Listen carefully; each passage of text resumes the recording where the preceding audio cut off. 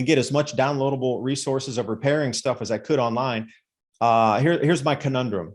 You can get gigs and gigs of information on PDFs on how to repair stuff, how to build stuff. But by the time you print it out, this whole room's full of paper, and then if you're going to have an EMP, did you build a small Faraday cage to keep your memory sticks in? But then, do you have a computer? And I mean, how big does your Faraday cage need to be? And how many solar panels and all backups and generators and things do you even have where you could get the information off the stick? So then it comes down to what's the most important stuff for you to tweak your skill set to be the very best that you can to solve other problems of repair from things that are breaking down and will break down that there'll be no repair parts for.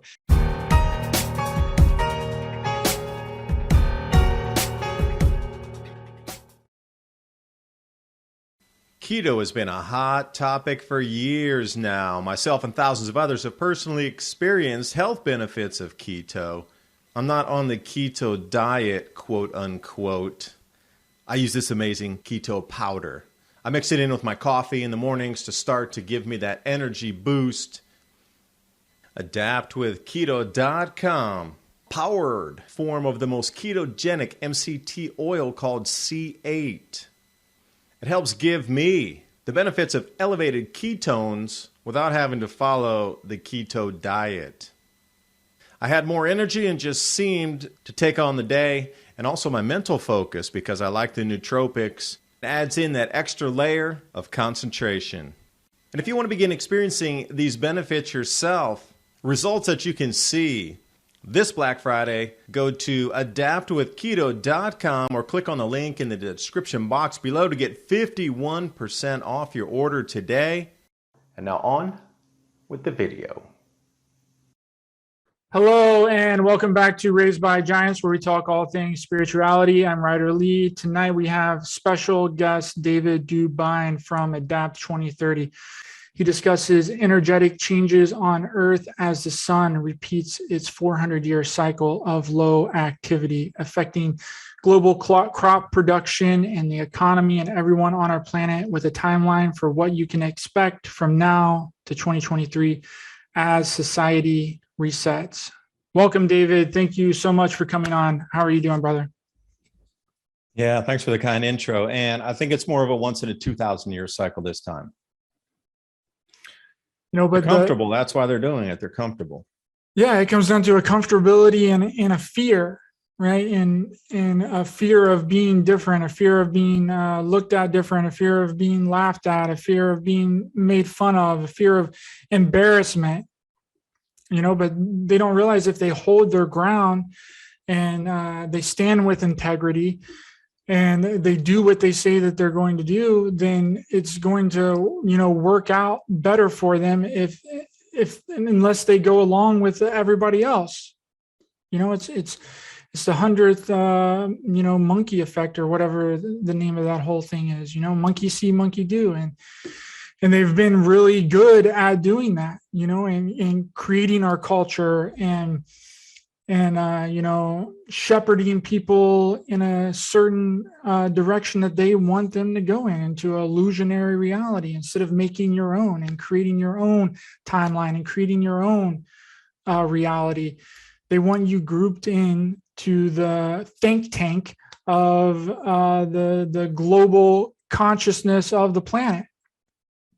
And once you step out of that box and you do something different, then you're ridiculed, your character assassinated. It was like what we were talking about before we started the show, right? They'll pick out one thing that you might have said that is, crazy conspiratorial or something that is not accepted by the majority, and then they blast that everywhere to discredit you, when 99% of everything that you were saying was very solid and very truthful. They'll pick out that one thing that you said 2, 3, 4 years ago, or even last week, and discredit you with that. It's unbelievable. It's psychological warfare. That's how they do it. It's all a psychological game, and they've got it down to a T, and in the way that they execute it and plan it, it's so concise and precise, and it gets very overwhelming to the point that we think that there's absolutely nothing that we can do. So we just end up complying with everything that they want. You know, when we don't realize that if we stand up and we do something and we hold our ground, that's going to create a ripple effect, just like the negativity and fear creates a ripple effect. You know, once one person stands up and starts talking about these things and bringing out truth, that's going to help a lot of other people too, right? We just don't give up. You know, we just don't stop. We just don't put down the sword. We keep pushing through, because you never know who you're going to affect or who you're going to change with your thoughts, ideas, and beliefs when you hold and when you stand your ground, no matter what, no matter the opposition, no matter what's going on in your life, no matter how negative things might be, or who thinks what about you, or whoever has any kind of perception about you, because everyone has a different perception. You know, you have a different perception. I have a different perception. We all have different things happening in our life, right? We all have different beliefs. You know, you were raised differently than me. You're from a different background than me. You know, but that doesn't mean that people can't get along and put aside our differences, but they've put the attention on our differences instead of our similarities. And that's how they create so much division and so much confusion. And not only that, they feed certain parts of the country different information than other parts of the country. So no one can ever be on the same page about anything. Sorry, I went on a little rant there. No, that's good. You know, I was thinking this is a compliment. I don't never, Ryder, do you even have a box? Because you say you step out the box. I don't even know if you had a box to begin with to step outside. You know what I mean? Like, everybody's going to be stepping out of the box during this change. That's the thing that's going to, you know, make the elites fear a lot, is because when people step outside that box and they're no longer comfortable, they're going to behave way differently. This comes back into the resonant field here. You can do something with your body, or you can do something with your mind. And see, this is what scares elite the most. Once you understand the power of your mind during this transition cycle and change, as these magnetic and electromagnetic changes are happening across the solar system, they're going to be laid bare for all to see. And once you understand that and you use your mind and say, we don't accept this, control this reality on top of it, we're able to bend it to say, make that thing poosh, go away in the mind. And enough people are thinking it. Since we're in a faster vibratory state, that thing can be pushed down. It's a lower energy anyway, that's kind of sinking out of our consciousness.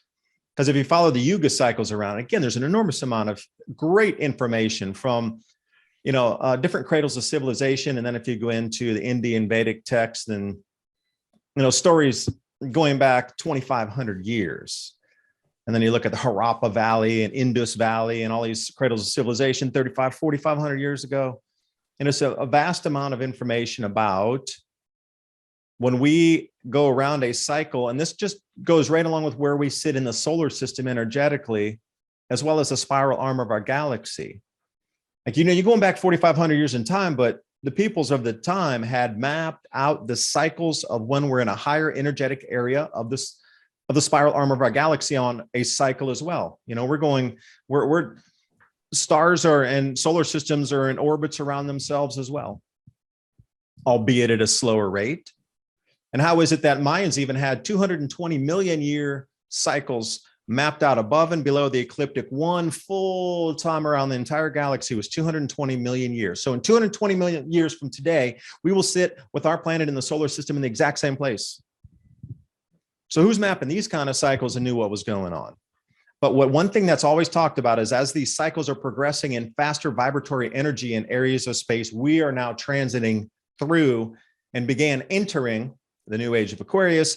You know, whether it's in Indian Vedic text or modern astrology, and astronomy and astrology used to be the same science. They just broke them apart a couple hundred years ago. But until that point, astronomy and astrology were always connected, because they understood more deeper levels of energetics, electrical flow, changes in electromagnetism that affect the way the human perceives reality, built into the way we're transiting around this, the space that we're going in our spiral arm here.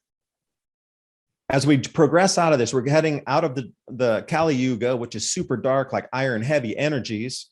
And I encourage everybody to look at the Yuga cycles. We are entering into something called Dwapara Yuga. And each day is energetically and more vibrationally higher as we are finally coming up to the Satya Yuga, which is where you can almost manifest instantly. Like the one greatest movie I saw about this instant manifestation capability, which has been referenced time and time and time and time again at the top of the Yuga cycles, is this movie called Green Lantern, where this guy can think something and in a second it appears, like a fraction of a second. This is the capabilities we have when we reach this highest point. But then, we all understand that we're all interconnected. The Earth's interconnected with us and everything. And you're looking through an energy field basically that vibrates faster, called gases. And we're all connected through the energy field. All souls are all connected. So there's, at that point where there's instant manifestation capability, you're at a much higher realization level of how it all works together. But we just entered out and exited out of the Iron Age. But you got to realize what had gone on for the last 1,000 or so or 2,000 years of just like the deepest centralized control where, you could burn people if they didn't believe. And that was sanctioned by church and government to do all these things. I mean, the most horrific crimes in the last 1,000 years were committed by some of these same entities. And, we're going faster each day vibrationally. So we're rising out of the soup, if you will. So think of a piece of lead, and that's the color of like this Kali Yuga, is a dark lead. And you're vibrating faster, almost like a hummingbird starting to come out of that. Like how dense is the lead compared to something moving much faster like a hummingbird? That's the change we're experiencing. That's the best way I can describe it, is now use the mind to say, we don't want any more of that lead energy, get it out, because we can, the vibrational frequency of your mind in this unified energy field is moving faster. So the result is happening faster. So millions of people doing it at the same time saying, this is no longer serving us. This is keeping us down. This is not allowing us to spiritually evolve. This needs to go away out of our frequency of even seeing it. And imagine millions of people coming on that frequency level. Forget your arms and legs moving to make change. What about just using your mind in mass? This is what's terrifying, I think. And I encourage you to look at all of the ancients talking about the cycles and the energy they provide into the human. Now, if you were the iron guys down there, the lead guys, and you still wanted to maintain control, but you got to control all the hummingbirds now, how are you going to do that?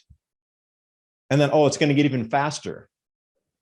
The only issue that I see here, David, is a bunch of people, and if that happens and we get to that peak energetic point where we will be able to manifest things instantly, if people don't have control of their mind and they haven't reprogrammed their subconscious and unconscious mind, then that would be a disaster. Yep. But that's 10,000 years from now when you come to the top of that next cycle.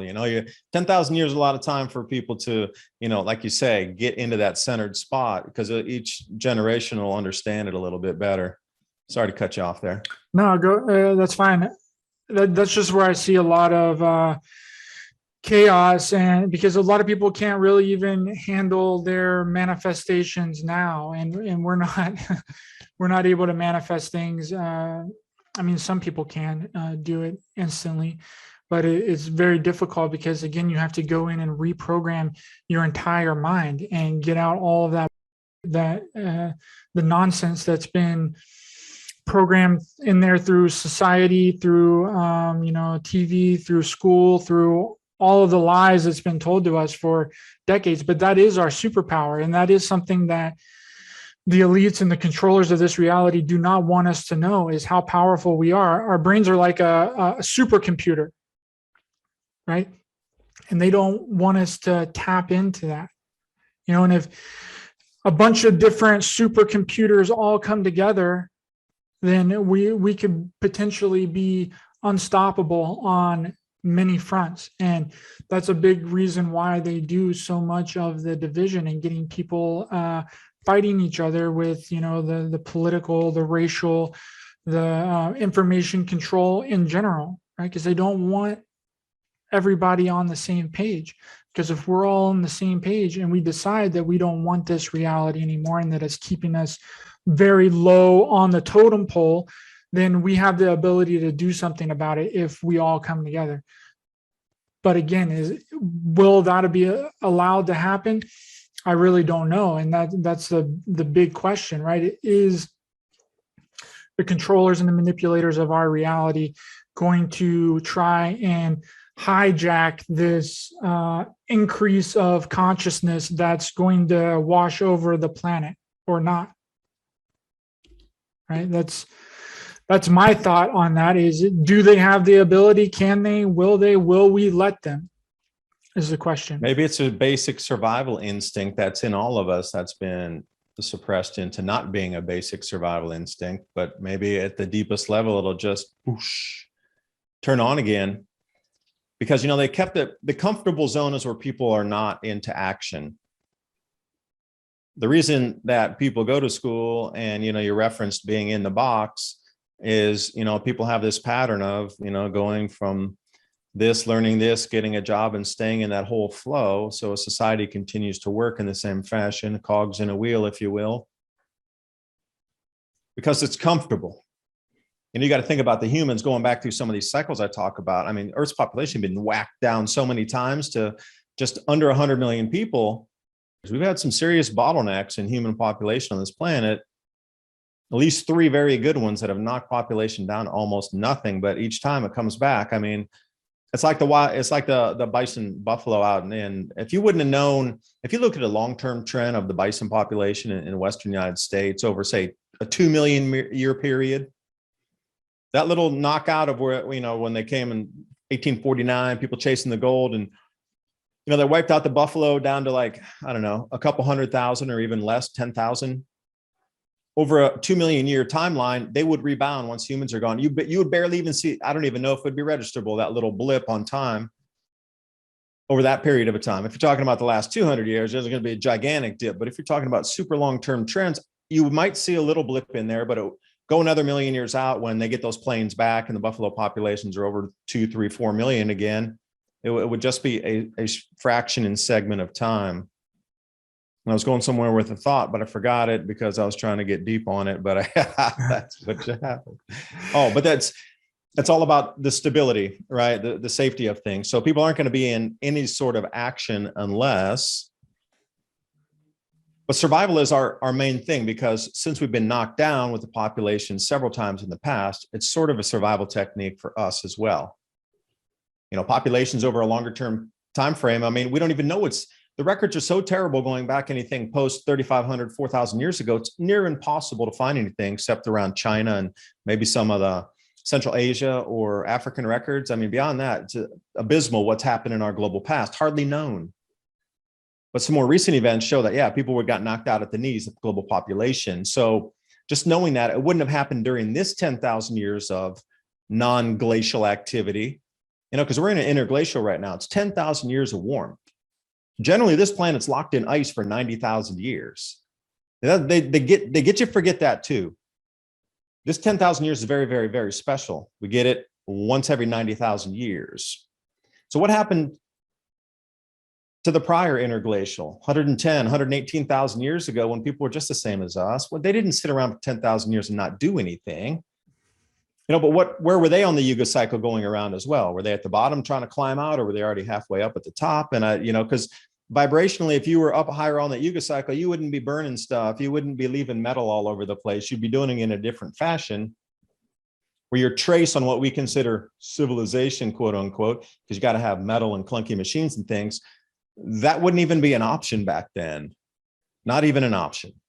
You wouldn't need it. It just wouldn't even make sense that you could manifest something pretty quick and your whole society could think together and create things.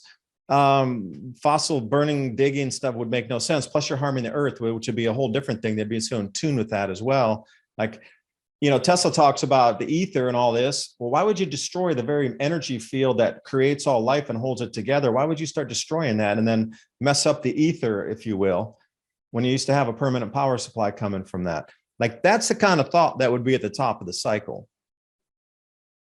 We're programmed to be comfortable. And when it comes to cataclysm, there's always some sort of like base, you know, just carnal and animal or whatever base instincts that are in there to locked in place to keep you alive. That's why comfort's so hard to break people out of it. You know how long it's been since people in the world have been this comfortable? Never. Mm. So the more comfortable they get, the less they want change, because through all of Earth's history, it's been about you rise up a little bit, cataclysm. You rise up a little bit, cataclysm. You rise up a little bit, famine. So to be comfortable, nobody wants to rock that boat ever, because most of history is uncomfortable. And maybe that's where we're resonating on that base pattern where comfort is survival. And that is the base survival mechanism, is survival. So if comfort is survival, everybody's in that survival mode in comfort, versus stepping out of the box, which we've put ourselves into a little bit different situation. But, most people love the comfort. It's comfortable and it's survival. And nobody's going to be there in a few years. So why? This is going to get ripped out from everybody. The rug's going to get pulled. And I'm not laughing at that, but I'm just envisioning a box full of like cartoons dropping out. They're going to turn into cartoon characters being so freaked out when it happens.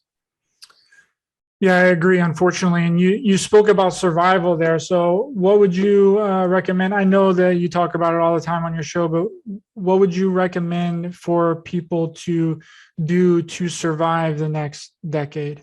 I know there's fundamental things like, grow your own food, stock up with, what you can, try and be out of big cities as much as possible for whenever these inevitable events happen. But what's something that, because I've had people comment on my videos when I've kind of delved into this topic a little bit, and they have questions like, should I buy solar panels?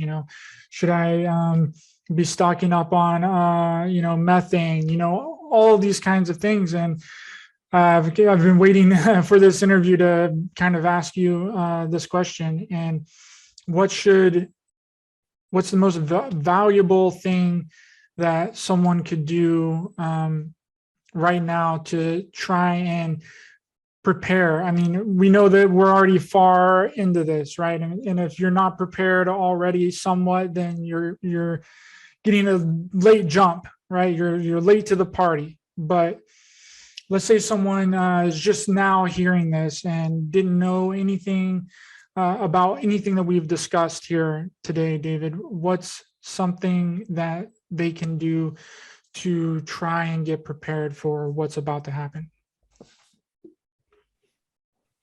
To put your mind in the correct space first, to understand these changes are going to happen. They're here, they're real, but it doesn't have to be the end of the world, because I think right now there's more opportunity than there ever has been in human history, because there's more people that will need more services during these changes than ever has in human history.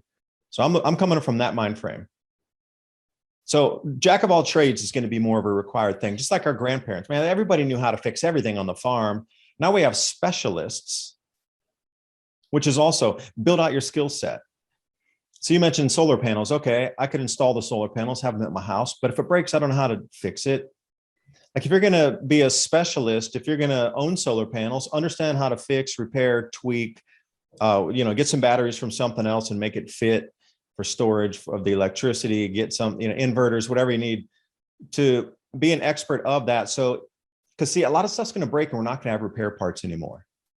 So to be an expert, and that's what I mean, jack of all trades is great for most of the basic stuff like woodworking, but I'm going to go out and build some stuff after we're done with the interview here. I'm trying to work on my woodworking skills right now, knowing how important it is for woodworking and stuff that you can build with wood to have your functionality in a place or repair something with good measurements. It's kind of a mind exercise too. But for example, for solar panels, I would learn how to repair them. Take classes, all that stuff's free. You can get it either online and get as much downloadable resources of repairing stuff as I could online. Here's my conundrum. You can get gigs and gigs of information on PDFs on how to repair stuff, how to build stuff. But by the time you print it out, this whole room's full of paper, and then if you're going to have an EMP, did you build a small Faraday cage to keep your memory sticks in? But then, do you have a computer? And I mean, how big does your Faraday cage need to be? And how many solar panels and all backups and generators and things do you even have where you could get the information off the stick? So then it comes down to like, what's the most important stuff for you to tweak your skill set to be the very best that you can to solve other problems of repair from things that are breaking down and will break down that there'll be no repair parts for. Because if let's say you do solar and you know how to repair everything and you've just seen it up, down, umpteen times, you're welcome in every community. There will never be a community ever that will turn you away in the future when they all turn to solar and all these things. You're welcome in any, how many people have solar across the planet now in different countries? Oh my gosh, you'd be welcome in any town that has a power grid down on a permanent level. We're talking about some of these things, grid down for a year. And people got solar and you know how to repair everything. Are you kidding me? These are the targeted skills that are going to be survival. And the water. Okay, well, are you a water catchment expert? Are you going to put it in the pipes? You're going to put it in a pond? You're going to put it in catchment tanks? Like, where are you going to get tanks from? How are you going to run? What angle do you need? Okay, you're going to generate electricity from that. Where can we get a hydro motor? And okay, gravity. I mean, how many feet up do we need push for pull down on the head on the hill there? If you're becoming an expert at some water storage techniques and things like this, generating electricity from water, somebody else may have the electrical skill. So if you find an alternator on somebody's car, you can tweak it and like build a pipe around it so it spins and you create electricity in the alternator to charge stuff. All right, if you got the skill set for the water, I guarantee somebody else got the electrical skill to put something on there so you guys can get electric made on a micro hydro. So it's all about targeting and tweaking the skill sets, because I want somebody who can pretty much do everything. And that's what I'm trying to teach myself, is how to do everything, but become expert at something. So you're the number one mind in that thing. Wherever you go, you're always welcome, because an expert in something of repair or build out at this juncture, oh my gosh. And medicine would be my last thing. I'm taking this Stop the Bleed class. We're using tourniquets for big injuries, something on the EMT side of just some first responder type thing. Can you stitch anybody up? I got this stitch kit here. You can buy them online, like $50, and it's replicates skin, and they give you all the sutures, and they got different things you can use in there to cut. Throw some sand in it and see how clean you can get it before you stitch it up. Just an enormous amount. Everybody's going to need to know basic medicine. And, growing food, Ryder, you brought up a great point. One of the skills we're all going to have is growing food, period. You're going to have to grow it. It's going to be like your grandparents' day. Get a root cellar up. It's just going to be part of your life. So enjoy it, embrace it, and make the best food you can possibly make ever. That is going to feed and nourish so many people that they will be thankful at the end of the meal, dancing on the table, because that food was so good that you served them. If you go in with that mind frame, you're going to love going out to pick the apples off the tree, or go get whatever you can for lettuce or the beets or the okra, or we're going to can some beans. We're going to put the tomatoes up for sauce. You're going to love what you do. And people are going to appreciate it. And that's just going to resonate through everything you do. Just embrace the changes that are coming. And can you take that tree, the bark, the flower, the root, or whatever, and turn it into a medicine? And so this is another thing I'm trying to delve into, is the plants on my property, understanding in each month of each season, what's edible, what's coming in, what fruits, what flowers, what medicines are available from natural plant life to turn something in. My easiest example, marigolds. Marigold heads, the colorful orange and yellow, or sometimes all bright orange, light orange, whatever the heads. If you boil that down, you can make an antibiotic tincture with it. And now you start to think, not only is it an insect repellent, but I'm growing my own medicine and an antibiotic form and fashion, which is going to be a big thing, because if people are working on the farm, they're going to cut their hands, feet, and they're going to have many more like smaller injuries. But, sometimes a cut on your hand will just get out of control. It'll get a little infected and you're like, oh, drop some rubbing alcohol on it. But what if you don't have rubbing alcohol? You're going to have to start thinking out of the box, either getting your own still up so you can, do a batch and then keep the heads and tails off that, and then triple refine it to something like isopropyl rubbing alcohol and make your own medicine from distilling. But then you'll also have the alcohol during that time, like apple schnapps, peach schnapps, pear schnapps, plum schnapps, 40%. I mean, alcohol is always a tradable. So again, if there's a laser niche, like I don't know how to do it. I've watched a few other people. I like the idea. I'll play with it. Will I be an expert in distilling? No. But I'll have the skill if somebody else is doing it, that I could jump in with a little tiny bit of knowledge going, oh, hey, I'll get those screws for you. Oh, let's see. Oh, let's scrape that off. Well, what temperature do we need to set the burner at? That kind of stuff. Let the expert tweak it to where, they know where they're going to cut the heads and tail and get the drinkables versus what you want to turn into rubbing alcohol. The same thing, if you're woodworking, do you have enough knowledge to even draw a straight line with a ruler or something on a piece of wood so somebody else can cut it after you mark it and measure it? Screw sizes and things. I mean, if you know the basics of that, you can jump in anywhere. Everybody would love to help. That's what I mean by being a jack of all trades in a lot of things, to understand basics, to help others who are better. But at the same time, you becoming an expert in just one thing, just one. But just kind of understand the other ones, from basic medicine to growing your own food and being a generalist around that can help repair things. Because you got to think about it, they did barn raising parties. They still do, the Amish farm down here. Everybody takes part, even the littlest of kids. They get there and they help. Everybody understands how to build a barn. That's how they get it done so fast when you have a barn raising party, because everybody's done it the whole time, and it's super fast. I mean, you and I would take years to do it, or months, and they're up there in the afternoon and finished. And you would be welcome if you knew how to do any of the woodwork or the tools or cut, saw, anything. You would have been welcome. Even cleaning up. Hey, man, where does this hammer go? Where does this? Learn the tools, whatever. So anyway, there's a lot of things to think about going forward, but I would leave it at that. Be a generalist to understand jack of all trades for all the basics, but be an expert in one of them, and one that's going to count, one that's going to bring a community forward. So for me, it's always about creating fertilizers out of something. Algae, if you know algae, this is one of my things, everybody got to know this too. You got to know this one. Algae that grows in every pond is some of the best fertilizer on the planet. So at the end of the year, like we got some algae down here at this pond about at the end of the driveway. I'm going to go start pulling that off, because A, it's suffocating the fish, but B, it burns way hotter than wood. I mean, super way hotter than wood. It's got the oil in it. That's why it floats on the water. It's already got natural oil. Ever heard of algae biodiesel before? You can create fuels from that if you got a press. But you can just squeeze it up into a charcoal briquette size and burn it, and will it ever get hot? It'll get way hotter than the wood. So you can use it as a fuel. You can use it as a fertilizer.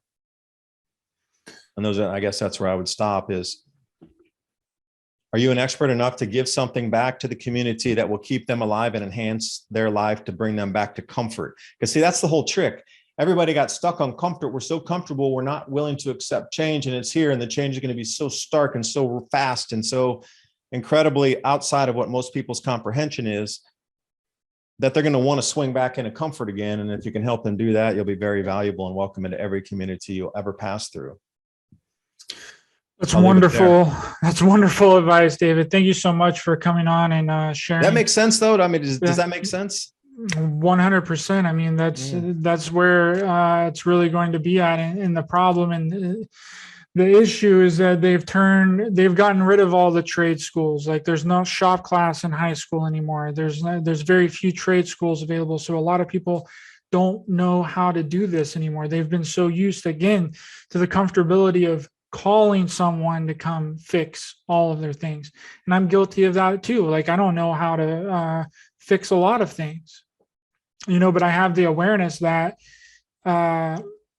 we've taken that to the very far extreme, and we've made a lot of people useless idiots. And I don't mean that in a degrading term or a slanderous way, but it's the truth. We've taken, everyone that can fix things and do wood shop and the, plumbers, like people like that, we've taken them for granted. And there's not enough people because they stopped pushing the traits. They stopped making schools for people to learn how to do those things, the natural survival skills. They've completely cut that out of our everyday society and got us locked into this social kind of system where you just rely on the other person and rely on the other person to know how to do something instead of trying to figure it out yourself. And I see that as a huge problem going forward, because we're going to be lacking a lot of the fundamental things that we are going to need to survive. And we are either going to learn how to do them or we're not. And that's going to be trouble for a lot of people in the coming future. But again, David, thank you so much for coming on my show and sharing all this with us. Has been super enlightening, and I appreciate you a lot, brother. And where can people find you if they would like to contact you? Give you a little opportunity here to plug whatever you got going on. Mini Ice Age Conversations podcast, the new Telegram channel, Adapt 2030. Keep abreast of some of the news. While I'm surfing a lot of things doing my videos, I don't use everything that I come across, but I do find some of it interesting enough where I would throw it into a Telegram channel where you might get some discussion going. And one last thing here.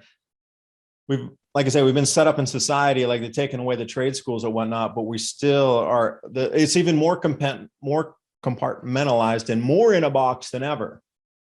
But I think Pink Floyd described it most correctly, just another brick in the wall. It's exactly what we are being programmed to be. Thanks for having me on, Ryder. It's a great talk. Thank you so much. And thanks everyone else for watching and listening, and much love to everyone in the chat. Please be sure to hit the thumbs up button to help the YouTube channel out in the algorithm. Share, subscribe, hit the bell icon as well for notification. The link to my backup video platform on Odyssey is in the description. Hit the follow button over there. You can also catch this episode and any of my other episodes on Apple Podcasts, Spotify, iHeartRadio, Google Podcasts too, and you can download them on Spreaker.com directly to your device for free. The links are in the description. Thank you all so much. And again, David, for coming on my show and sharing all of your knowledge. You're welcome back on this channel at any time in the future.